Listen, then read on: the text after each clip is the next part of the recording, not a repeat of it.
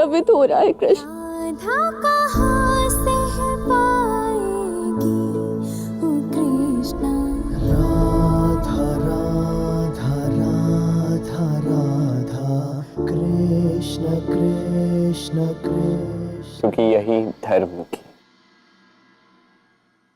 यही नियति के नियमों की, यही विधि के विधान की मांग है राधा। अपने आप को संभालो। वियोग के अध्याय का तो ये केवल आरंभ है राधा।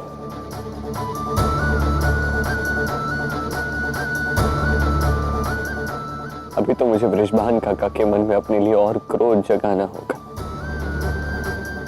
उनकी दृष्टि में आयन की छवि सुधारनी होगी, तब जाके उग्रपद काका का वचन साकार हो पाएगा ना राधा।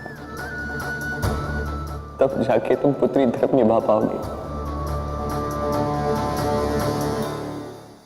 किंतु प्रेम का क्या कृष्ण? तुमसे अनंत प्रेम करते हुए मैं तुम्हें आहत होते हुए कैसे देख सकती हूँ? ठीक उसी प्रकार जिस प्रकार मैं तुम्हें दुखी होते हुए देख रहा हूँ राधा।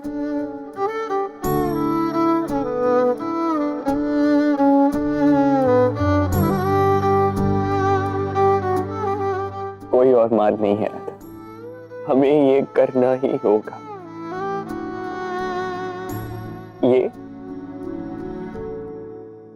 ये हमारे प्रेम की अंतिम परीक्षा है राधा, जिसे हम दोनों को साथ मिलकर पार करना है।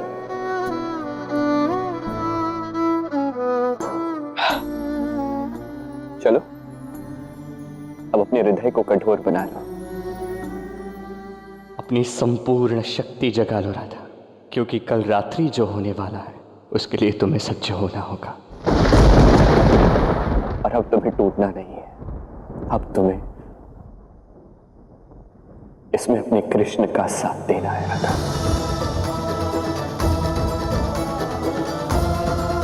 पाने को ही प्रेम करे, जग की है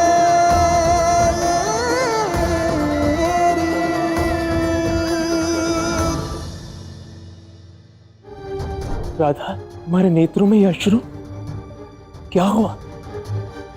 क्या कहा उस कृष्ण ने? कृष्ण कुछ सुनने के लिए सज्ज ही नहीं आए। वो वास्तविकता को समझना ही नहीं चाहता। मुझे तो ये समझ नहीं आता राधा कि तुम उस धूर्त कृष्ण से प्रेम कैसे कर सकती हो।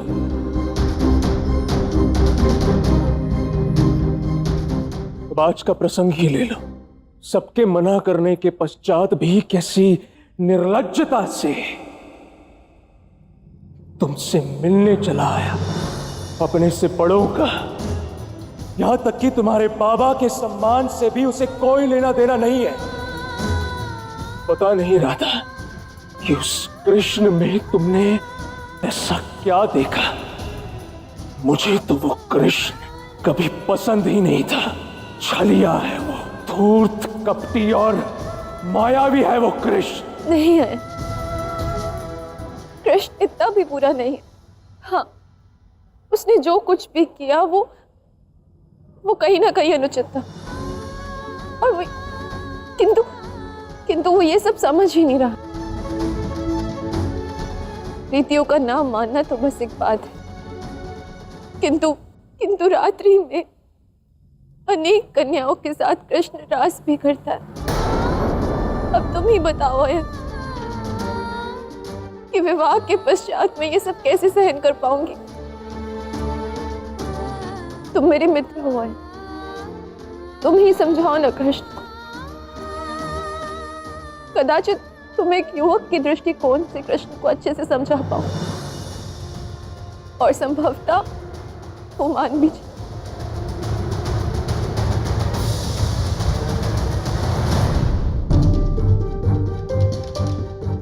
राधा, वो कृष्ण जो भी कर रहा है वो पूर्ण रूप से अनुचित है, अनैतिक है। मैं ही एक बार उस कृष्ण से बात करके देखता हूं।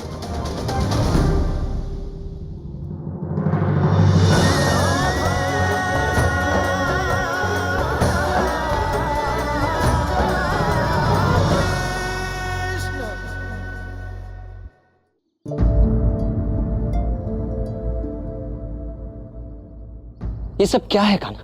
कभी निमंत्रण देने के बहाने से तो कभी किसी और कारण से। तुम स्वयं के विवाह के कार्यों में ही रुचि क्यों नहीं ले रहे हो? अभी भी इस समय यहां न जाने क्यों खड़े हो? कान्हा, ये विवाह करना भी है या नहीं करना है? बता दो तुम।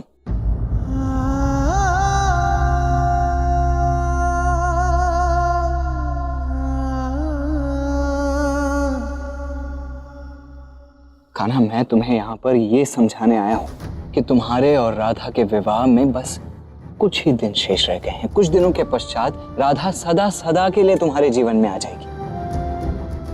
तो कुछ दिन यदि बड़ों के मान के लिए उससे दूर रहना भी पड़ रहा है तो इसमें अनुचित क्या है कान्हा? उनके विरुद्ध कहकर तुम ब्रजभान काका को और क्रोधित तो मत करो ना। आप निश्चिंत रहिए ताऊ, आपको मुझ पर विश्वास तो है ना? है या नहीं? है।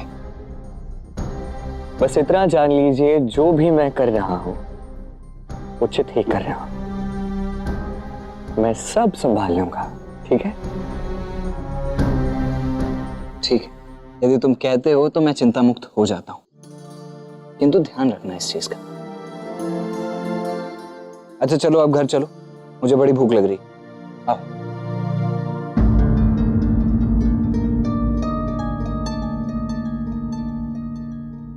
आप जाइए तो। आज पूर्णिमा की रात्रि है, आज रास की रात्रि है, कहीं मुझे विलंब न हो जाए। कान्हा, तुम्हारे विवाह में बस कुछ दिन शेष है, तो कुछ दिन के लिए तो विवाह को प्राथमिकता तो दो।